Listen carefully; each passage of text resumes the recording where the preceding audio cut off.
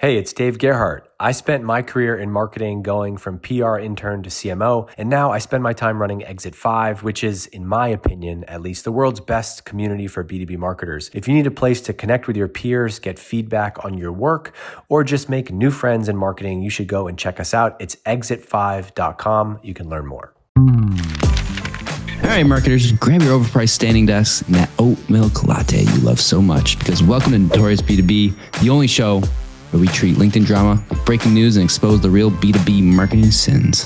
Yeah, think of us like SNL meets TMZ, but for the people who argue about whether gated content is still a thing or not. I'm Task Bober, B2B landing page nerd and lovable troll on LinkedIn.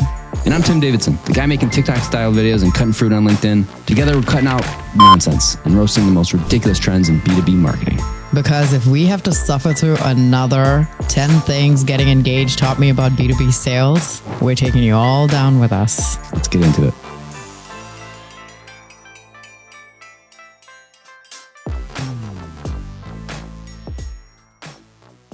This episode is brought to you by our friends at Vector. You know them, the ones with the cute little ghosties in the feed, aka your favorite marketing team's favorite ad targeting tool.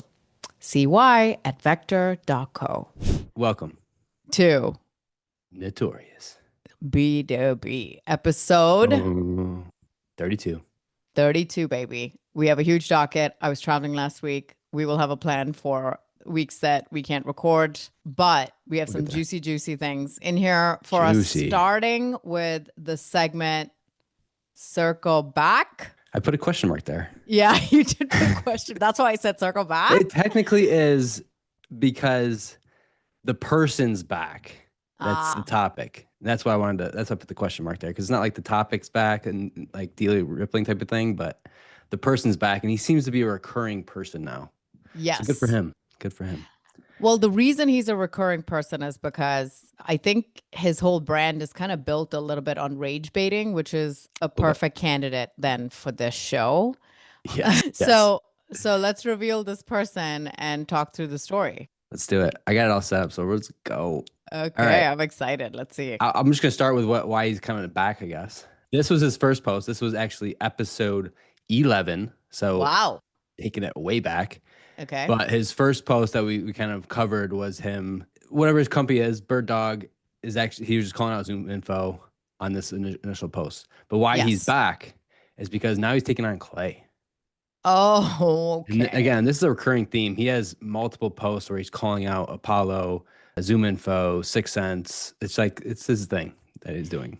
The punching up strategy. Yeah. Exactly. Yeah, it's very obvious and apparent. Okay, but you know what? I will say this. It works because people recognize the brands that he is, attacking, and people love the juice, even though they pretend like they don't. And it works for him because he keeps popping up, and I see his posts too, and it creates discussion, and, it's all about visibility. Honestly, I don't hate it, but I feel like some of them are stretches. That's my yes, of course. Big stretch. Like this one, I would say is a stretch. Oh, I'm excited. Okay. So Jackie P, Jack Porter, co-founder of BirdDog, not the clothing brand, starts this post with, imagine raising $204 million and 214 engineers to compete with a startup that raised $3K built by 2 founders and still losing. That's where, right there, I'm done. Because he's stretching. They did not build it to compete with him. It's such a stretch. This is gonna be bad, but this is the equivalent of those posts that start with, I just fired my 275K marketing team for this NAA workflow. That's the stretch that we're looking at here. I mean, the second stretch too is that he's saying that not only did they build it to go up against him, but they're also losing, which definitely not losing. Clay is definitely not losing. Okay, keep going. I'm excited. Yeah. So he has three spaces here. This is very funny spacing here. Last week we got on a call, and within a few minutes, prospect says, "Prospect, why are you better than Clay? We use them every day. My co-founder. Let's compare our signals to theirs with a test." Prospect, okay, I'm in. So the prospect set the test up, BirdDog versus Clay. 180 counts, 4 or 5 different signals, hiring, funding, growth goals. How do you get that number. Interesting. How do you get that How do you get that signal? That's interesting. I think he just needed a third thing to throw in. Then he's like, growth goals. It's fine. I mean, what are you listening to people's like QBRs? Like, how do you get those growth goals? The result, Clay found 7 total signals. BirdDog found 51 total signals. Wow. Yeah, 15x more on the same list. And ours had quotes, sources, and specific details. Clay's missed news stories, missed job postings, missed verified company updates. Somehow 2 guys with 3K in funding. I will say he keeps throwing that around a lot in all his posts. I don't care. Just stop throwing that out there. Had the best sales signal platform. I had 0 funding, by the way. So by a mile. And it's simple. Want to know every company with a new sales director? Done. Who just raised funding and got SOC 2? Easy. Who just had a leader that they want to replace their team with AI? Simple. Blah, blah, blah. Oh, and the best part, it would cost $25,125 a month in Clay to do what our team plan does for $1,000 a month. I can almost guarantee you he just made that up. The 25. Okay. Yeah, that's not a typo. LOL. 25x times the price for 80% less signals. Good luck, Clay. BirdDog is the future of signals. Again, 1 engineer, 3K funding, outperforming Yada, yada. 214. And he shows a picture of a YouTube video, or no, a LinkedIn video. It just says custom signals in it. It's a Clay video. The stretch here is just killing me. I mean, I will say though, 193 reactions. He's got a discussion going, 138 comments. Yeah. I'm very interested. So now did Clay respond? I see a GTM engineering, but it's not Clay. That's not Clay. But usually Obed is really good about responding to, isn't it? Obed. Stop it. Don't confuse me. Isn't it Obed? It's Obed? Obed. It's Obed. Okay, stop it. He's usually very good about, responding to these things. Yeah, I didn't see him in here, but they never surface the right comments. We have to do a lot of digging. And that's the funny thing is I don't see a lot of, there's usually like a couple comments that get an overwhelming amount of reactions. I don't see that here. Like there's the one with 18, but it had nothing to do with like anything interesting. So I don't see anything. There's a lot of like weird stuff here. Like there's nothing interesting in here, unfortunately. I would say I'm kind of surprised that there are so many people in there saying, hey, well done. Good job on the head-to-head comparison. Keep going.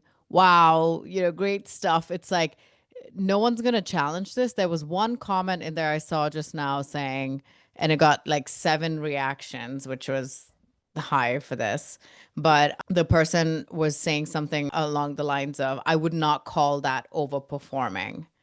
Let's try to find that one. So this comment that says from Vincent Chapas, who's a Clay implementation expert. Hey, first of all, congrats neck to neck comparison. Great stats. Apple to apple makes sense. However, quite poorly executed in comparing BirdDog versus Clay, as it's like comparing cars and rockets. Not in the sense your product is not great. Don't get me wrong. I said above, well done on the signals, but in the sense that Clay is way more than just signals or just enrichment or just an outbound automation, etc., because it actually is all of the above. You know what? This actually brings a really good point up. When I used to work in-house for this company, we had a suite of like 6 products, and our competitor competed with us with one of the products. But what they did was they did a comparison. Instead of the product that actually matches what we were competing against, they took another product and did the comparison and said, we have real time, they don't. We have this, they don't. And it's like, well, yeah, that because you're comparing it to the wrong product. And I feel like there's a little bit of that here where BirdDog is very signal based. I think they're more comparable to someone like ZoomInfo than they are Clay. That I was not, even when I saw this post, I was like, is that what Clay does? I mean, I'm not 100% sure what Clay does, but I'm sure that that is not the only thing that they do. And so this person giving obviously he's apparently an implementation expert and giving, his summary of what he thinks, and it's not a true comparison. I kind of agree with him there. What do you think?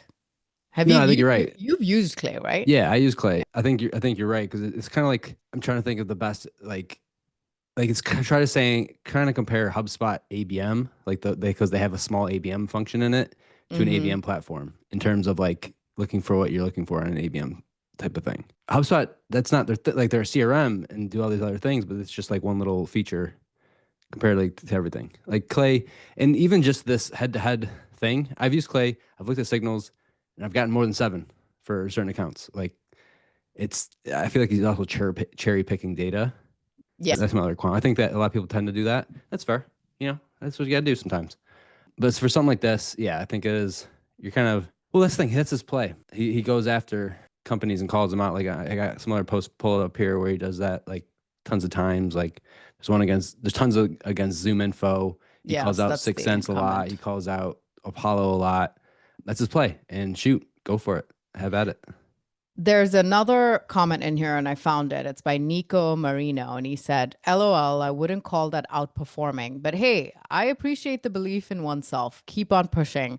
It takes a lot more than, quote, signals to build a business that one could compare to what Clay has pulled off. So there are a couple of comments in there that's like, bro, listen, Clay is so much bigger.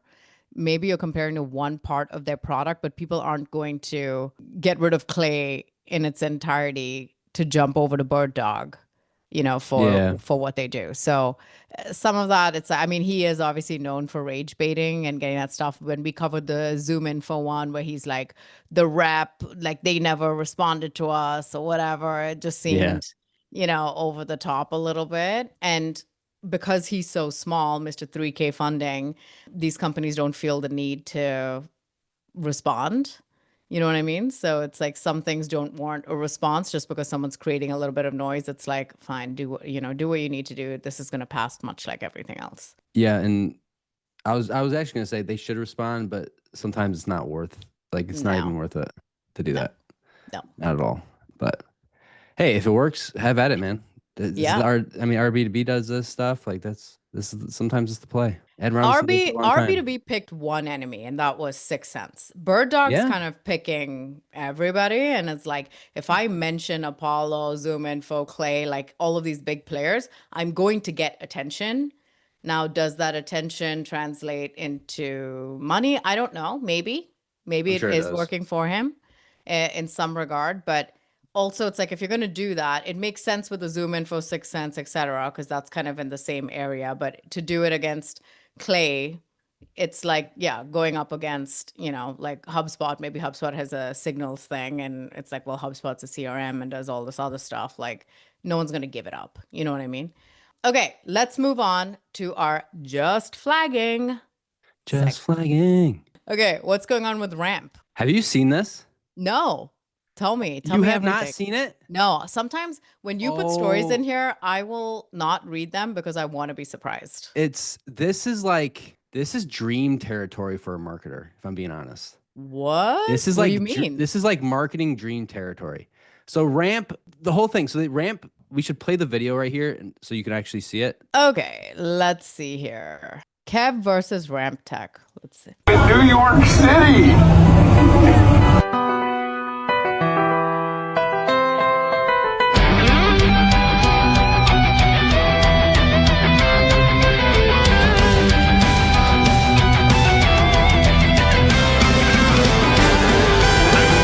I gotta call my mom.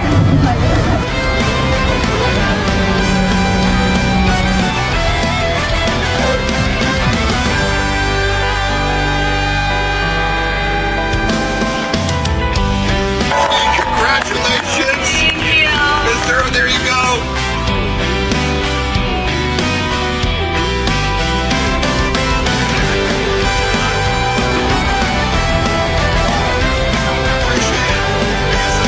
Okay.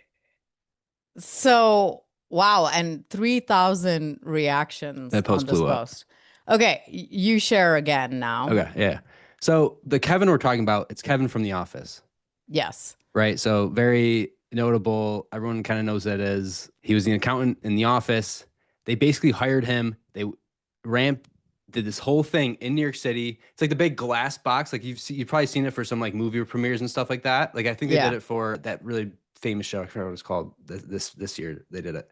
Some company did it, but big glass box. Kevin from The Office is in it. He is in it with like tons of receipts and like he's trying to do accounting in there. The Rizzler, the TikTok star, was in there for some reason. There was like a wedding in there. It's like a whole day, like just chaotic, just really fun. Like there's a huge crowd and everything. I just think it's one of the best campaigns you can do because everyone knows who Kevin is from The Office. Obviously, got a lot of buzz. Like, I saw tons of stuff on LinkedIn. I saw a bunch of stuff on like TikTok and Instagram and things like that. There's a big crowd around there, and it's just like that's like a fun activity, especially right now where everything's like social AI. This is like in real life type of thing. It just looks so interesting.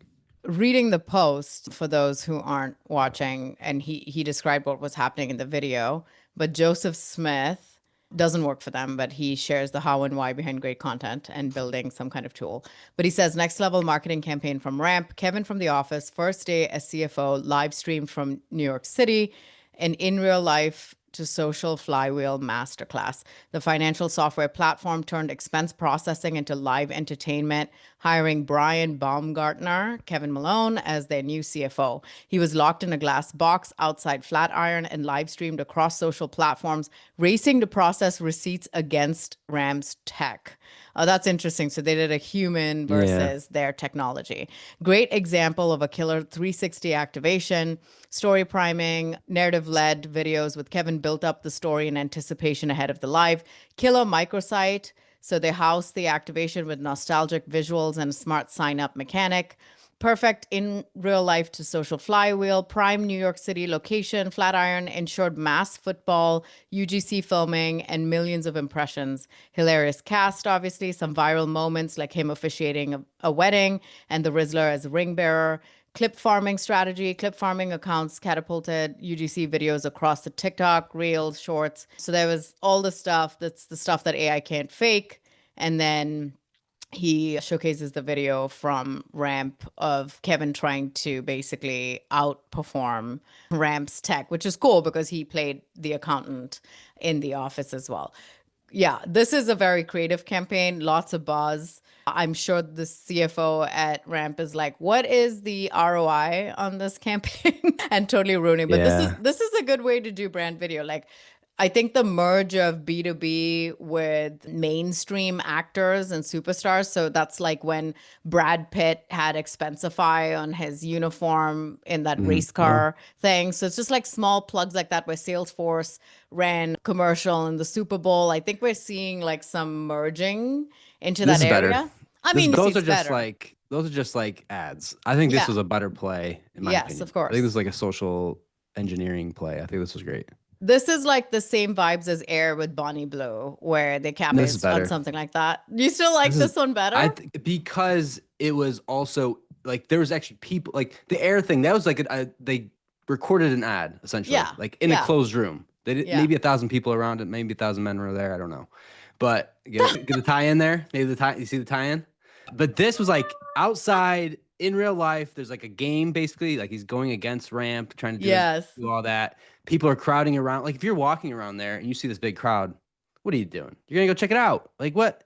I thought this was just an awesome play. And my screen's on here. This is probably like a very business-y thing, but like it looks like they gave out $20 pop-up bagel and Crumble gift cards. I have a feeling Crumble and Papa Bagel had to give them money to do that. So it's like a sponsor thing to offset a little bit of the cost. Well done, Ramp. I think this was just brilliant. I think this is a dream. This is like one of those dream things.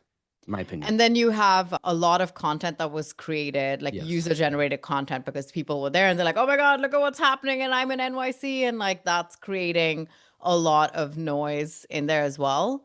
And I mean, it is a good play. Now, to be able to pull off all of that, what if they did that? I mean, Kevin, that's like people love him, you know? What if you picked someone that people are like, who is this person? Well, I mean, it doesn't work if it's a random person, right? Like, this is true. Like unfortunately, if they plopped me in there, no one would show up. They don't know who I am, except for like 5 people in New York City, right? But if you did like Dwight, people would show up, but it's not as cool because he wasn't the accounting. Like if that was a sales platform, that'd been cool. Yes. Yeah. Right? I just thought this was awesome. I thought it was just a great play. I'd love to see more of this. I would also love to see more of that. And then obviously capturing the moments there. I think the show you were talking about was Severance, where they did the box, right?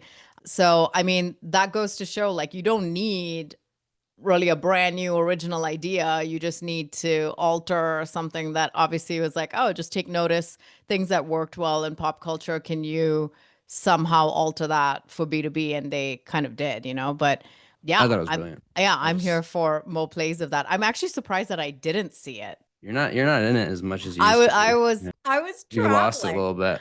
I was trying to leave my B2B life behind while I was in Europe, That's what happens. Yeah, that's what happens. Hey there, Jess Cook, head of marketing at Vector here. And anyone who listens to Tass and Tim on Notorious B2B is a friend of mine. So I'm going to hold your hand while I say this. Native targeting is filling your funnel with ghosts. Wouldn't you rather put your ad dollars toward, I don't know, people on your website, clicking your ads, researching your competitors? I know I would. Vector lets you build ad audiences from those exact people. Unlike native targeting, which gatekeeps that shit. Only letting you pick like some titles and industries and then just trusting them to show your ads to the right people. Boo. Okay. Rant over, go to vector.co and get your ad audiences right. Okay, what's next? Right from Kevin to hustle porn is back, baby. Oh gosh. Oh no. Have you seen What's this? going on? Have you seen this trend? I've not seen anything. You've really been out of it. I've been under a rock. I'm relying on Notorious B2B to fill me in on what I've missed. This is hilarious. Out of it. Yeah. This has probably been a few weeks now that this has kind of been a trend, but it's the 996 kind of culture. This was actually very big in like China and Korea, where it's like the 996. So 9 a.m. to 9 p.m. work, 6 days a week. Hustle, hustle, hustle. And I don't know if it's like, it's obviously not a joke, but it seems like Silicon Valley is trying to like bring that to the work schedule. I've seen a lot of people post about it. I brought up an actual article here because there's been a bunch of posts about it, but basically like a 72-hour week work schedule. What? 996. Are they paying people appropriately to match that? Or that is just the expectation when you're coming in? I think it's the expectation. And look, I'm not sure if it's because you're not getting paid hourly. Usually it's a salary. Yeah. Like, maybe it's part of the compensation. I bet you every company's doing it different. I don't know. But the 996 is back and not back. It's coming to Silicon Valley. And the hustle porn is back, it seems like. I love it. I love it. I hate it and love it. Yeah, they're referring to it as modern slavery, which I would agree with. Yeah, I'd agree too. Wow, that would be insane. We're assuming that nobody has families, no one has a personal life. Yeah. Like there's no way that is a sustainable work model at all. Maybe it's exciting in the beginning, but you're going to burn out and you're going to crash out. Your churn is going to be high. I just don't see how this is a productive way for any company to move forward. Well, let's think, right? Because you got to think about what people are looking at for inspiration here. Elon Musk, notably, has worked 20 hours a day for a long time. Yeah, but the dude also ignores his children. No debate. And no debate. I'm just saying.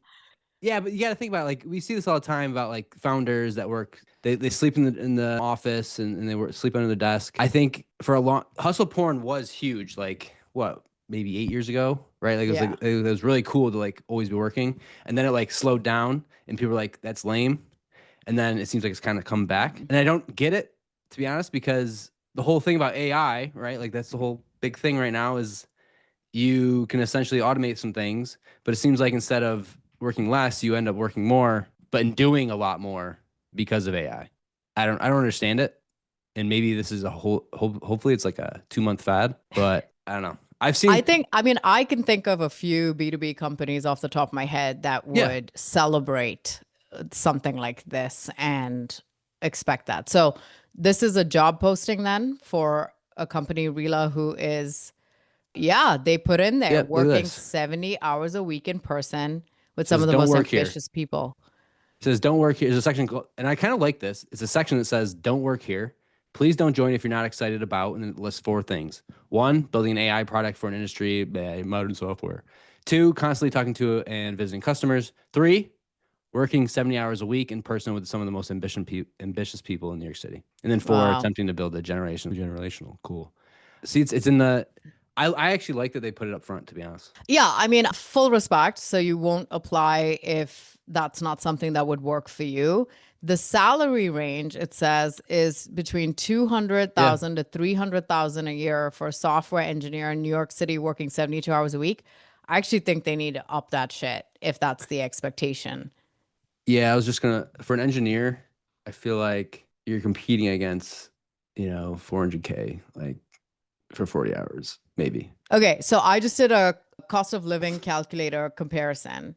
And if I'm moving from my city and I go to New York City and my current income is 300,000 because I am a software engineer here or whatever I'm making here, I would need 736,000 to maintain my lifestyle there. Yes, but have you seen the benefits? No, what are the benefits? Let's read This the one's benefits. actually pretty good. 1,500 a month rent stipend. I feel like it's actually not bad. That's actually pretty Okay. good. 6 times a week, breakfast, lunch, dinner, and supplementary food and drink. Okay. The Bennies aren't bad. Gym membership. Can you get like When are they going to have time to go to the gym if they're working 9 to 9? Well, 10. 10 p.m. 10 p.m. Okay. I don't know what commuter benefits means. That's probably like transportation if they have to travel on the train, that kind of stuff. Take what you need paid time off. I love that because you don't get time off. You just don't. Yeah, you don't. So like, what? Take what you need. What I'll like, say no. though is the 1,500 a month rent stipend that's not usual. That's pretty good. I'll give them that. I mean, it's still only what, $18,000, but a year. But it's not bad. But I couldn't do it. I mean, I literally can't. Let's see. Average rent in New York City for a 1-bedroom apartment is $3,000. So 1,500 is like living Half in of that. Rochester. Okay. Yeah. Yeah, living here in Columbus, probably. Okay. I mean, if you automate it, then they won't even know that you're working 70 or not. This is a classic case of, is it for you? Is it not for you? So younger me in my 20s, I worked a lot. I was very motivated to climb up in my career. Would I have done this? Yeah, maybe. I had nothing to lose. I had nothing to come home to. 35-year-old me with a family and kids and currently working 3 days a week. I don't know. This is obviously not for me, which is fine. It's not something I would ever apply for. But there are people who are like, yeah, screw it. I'll do that. And you know what? It probably dwindles down the application pool because now they know, hey, we were very upfront and candid about it. So I'm fine with the honesty up front, and there is a market for that out there. There are probably people who would apply for this.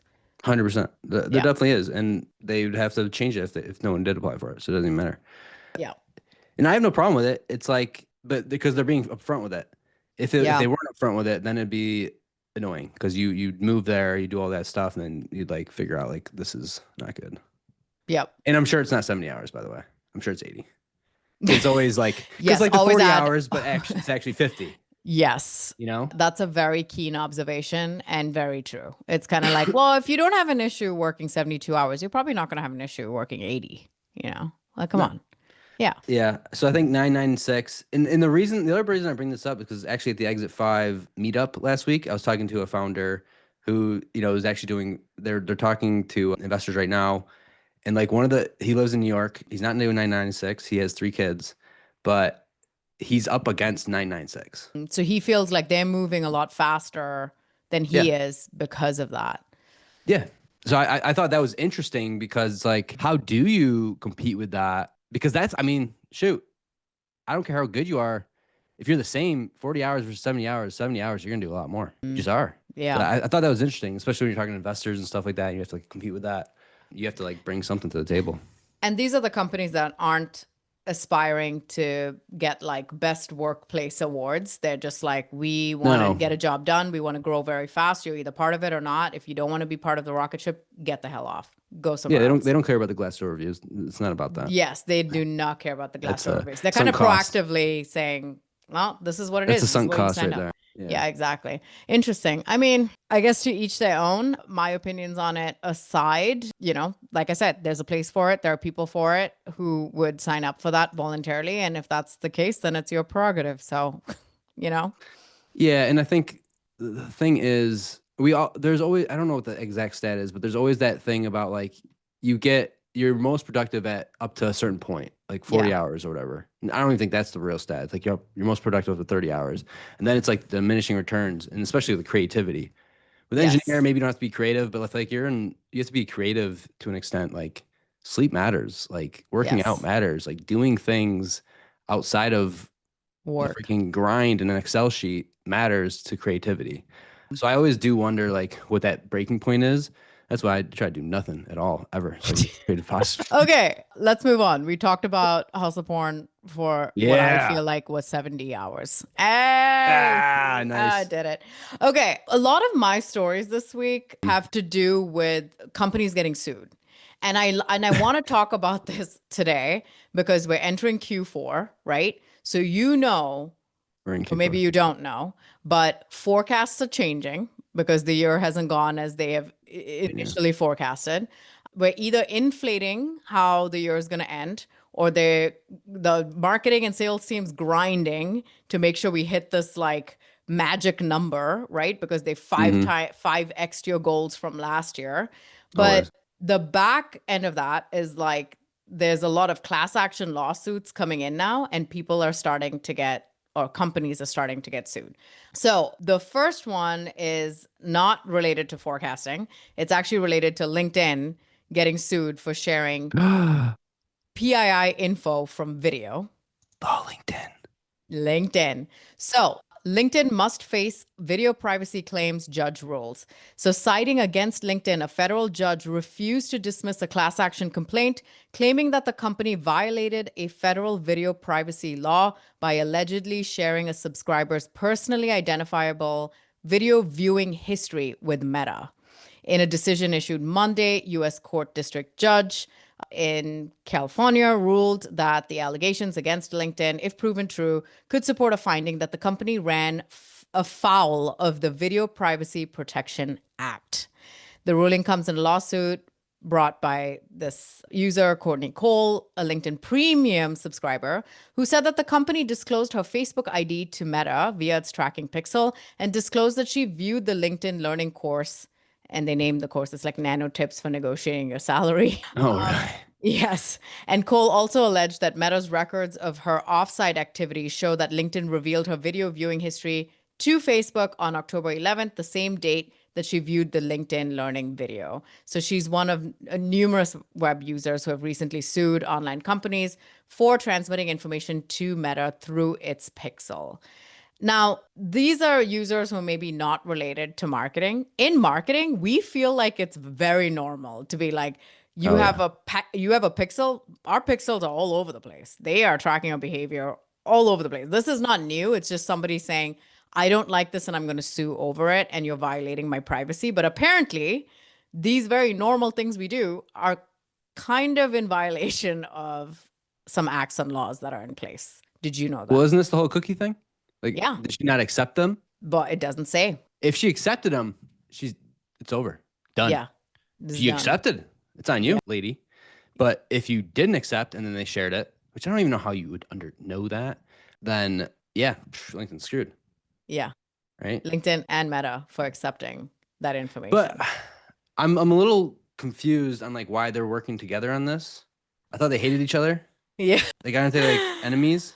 Yeah, they hate each other, but we know all the billionaires are hanging out on a yacht together, just hanging out, just doing things. I'm sure that there's some kind of weird Is that like an partnership Epstein going on. joke? Yeah. Epstein Island joke. I see what you're doing there. Nice. No, it wasn't, but we'll just say it was. But it's funny because yes, like number one, how did she determine that? Number two, sharing it with Facebook, which was interesting. And then number three, this is a very normal, I feel like, in our space, in the paid space, in the ad space, like we are sharing everybody's pixels back and forth all the time. So this was news to me. I'm like, shit, this is a violation. I didn't even know it was a violation. But you know what? Do you recall ever accepting anything on LinkedIn, consent-wise or cookie-wise? I don't remember that. I don't know because I accept all of them, so I just like click. I haven't seen anything. When I was in Europe, every website just popped it up, no matter what. In the US, I just don't see it that often. Websites I will, but not on social platforms. You know what I wonder is if you log in, so like by creating a profile, maybe it's in the like the thing that no one ever looks at, the disclaimer stuff, that like you accept the cookies by doing that. Because yeah, to your point, I just logged in LinkedIn.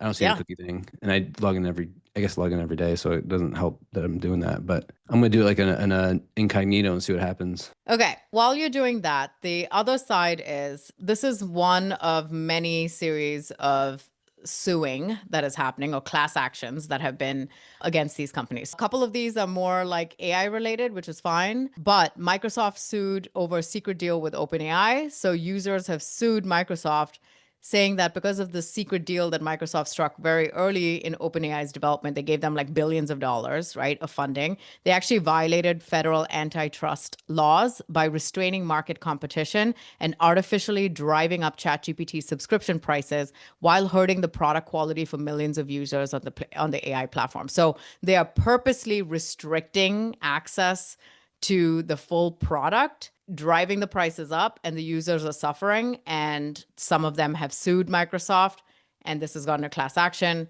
where they're saying, hey, you're violating the antitrust law and also the monopoly on that side of things, right? Because now it is kind of an open product. It's available to everybody. Microsoft's kind of got its hands on it. Then here are my two favorite ones that have happened, which is C3.ai hit with a class action lawsuit after their shares crashed 25%. What happened was they put an announcement out that they are not hitting their revenue numbers for the quarter. And they said that their CEO was having health issues. The interesting thing is, right after that, their shares crashed 25%. And now there's a class action lawsuit against them saying that these bad results were due to the CEO's health problems, and they failed to disclose his health, which is so interesting to me that his physical health is what created the problem and the shares crashing. So literally the CEO's health is tied to how well the company performs in the market. And then the investigator says, we're focused on whether C3.ai's public statements were misleading and their failure to disclose how CEO Thomas Seibel's health was affecting the company's ability to close deals and meet financial targets. And then on top of that, another company, this is more of a holding company, but they're facing a class action lawsuit again over misleading financial statements. All of this has to do with, hey, we are making promises of these atrocious growth goals, and then they just don't hit them. And they face consequences of that, which in these cases are legal. And it's so funny because I remember being in-house and having to forecast every fucking line item. How much are you expecting to get back from running LinkedIn? How much are you expecting to get back from, how much pipeline are you expecting? And I would have to update my forecast every time. And I will tell you this, that has happened on a small scale with me. So you can imagine how it's happening on a larger scale with the higher ups is my boss would say, are you really just only expecting that much from LinkedIn? Just up it by 100K. I've gotten that so much. Classic. Can you just up it by 100K? Can we change this forecast to this much? And I'm like, but I don't know if we'll hit that. Let's just change it anyway. It's okay. It's just, we can update it later. I would get that so much. And now think of that on a much higher scale. And now there's legal consequences, which I'm honestly very happy about. Like, please do it. And then maybe companies will start being truthful and honest, and will actually forecast based on real data and not you just making up some shit and like fairy dust or whatever. I think when I talked to Anthony today about forecasting, he's like, I love science fiction. And that is truly what it is, Yeah, no, nothing's going to fix that. I'm sorry. No. It's just not. So that's the forecasting, aka TLDR. If you're going to forecast, let's not be so atrocious that you actually end up getting sued, because apparently you can, by misleading investors who will come for you. So it's kind of like a double-edged sword. If you don't perform, investors are mad, but if you overpromise and underdeliver, they'll also get mad. So maybe the answer is just bootstrap. Just build a company over 3K in funding. You don't need more, apparently. Okay, the last one in the suing streak that we went on. Quite the streak here. Quite the streak. That's like, how many companies did I talk about just now? 4, 5? 4. 8. Now, Reddit is also suing Perplexity for data scraping. Along with Perplexity, they're also suing a couple of other data scraping companies, but they're saying that Perplexity basically ran Google searches. You know how the Reddit threads come up? They're scraping that to help inform and train the LLM and provide answers, which is basically taking traffic away from Reddit. And so Reddit's like, bro, you didn't ask us permission. You're using our data, essentially. You can't use it for free. And the funny thing is, Perplexity actually paid one of the data scrapers money to get Reddit information en masse. So someone else is making money. Everybody's having these discussions, making money off of Reddit without Reddit. And Reddit's like, hell no, bro. That's not how capitalism works. Let me show you. Good for them. Yeah, good for them. So that is the last in the streak of suing that has happened in just the last 2 weeks. Is that insane? That's so crazy. That's crazy. Yeah. That's crazy. I wonder if they're just like, if anything's ever going to happen. I feel like a lot of it's just like. Well, LinkedIn tried to get out of it and the judge said should. no. So once it goes through the court systems, a judge just decides whether a class action is going to move forward or not based on enough evidence or whatever it is. I'm not a lawyer. So, but with LinkedIn's, theirs is moving forward. So we'll see what comes of that. Okay. What is next? All right. Last thing I got here. This is a little bit left field, I guess, but I thought it was very interesting. A little scrappy marketing tactics. I saw this on Instagram. Someone basically asked their audience from startup founders, like, what are some kind of like unhinged ways you got customers? And I just thought it was very interesting. So this is the Instagram here. And I'm going to read off some of the things just because we don't have to watch this whole thing. But there's 3 that I thought were very interesting. So one was a startup founder. They started working at like a Grubhub in DoorDash. So they were delivering food just for extra money, obviously, but they would put their product in the food bag. So this was a physical product, but they would put the food product in there as a complimentary gift and have like a little card, a little note on it. And they did that for a long time. They said they increased their business like 4x or 3x in 4 weeks just from that. They probably they probably picked a neighborhood, like a wealthy neighborhood too, I'm assuming. That's kind of smart, to be honest. Okay. Another person, this is kind of funny. They went to every Apple store in the area and they went to like, how they got the iPhones and the iPads and stuff. Yeah. They went to all of them and then like they just put their website in and all of them. So like when you go on it, you just start to see this website every time. I thought it was funny. Smart. That was pretty interesting. Especially like Apple stores, like especially if it's like a wealthy neighborhood, like the right neighborhood. That was interesting. Last one, again, I thought this was interesting too. They went to all the Barnes and Nobles. They found the business section, so every business book, and they just started putting their business card in them. I thought that was so good. That is so smart. That is so good. Again, the business book. Like if someone's picking up a business book, they're in business. Like I thought that was just. My gosh. I loved it. I thought that was interesting. Very, very interesting. That is so good. I feel like we could do a couple of these where it's any B2B related or SaaS related book. We're able to go in and put a business card or a little. When I was in Europe, a Storylane sponsored the meetup that we did, and they had this little sticker with a candle on it, and it said, "Smells like a closed deal, Storylane." So it doesn't even have to be a business card. It could be something, something cute like that. It's gonna be hard to stick in a book. No, it was like a bookmark. Candle. Oh, it wasn't a real candle. No, like it was a picture. Scratch and sniff. Yeah, a scratch and sniff. Oh, it's a scratch and sniff. Yeah.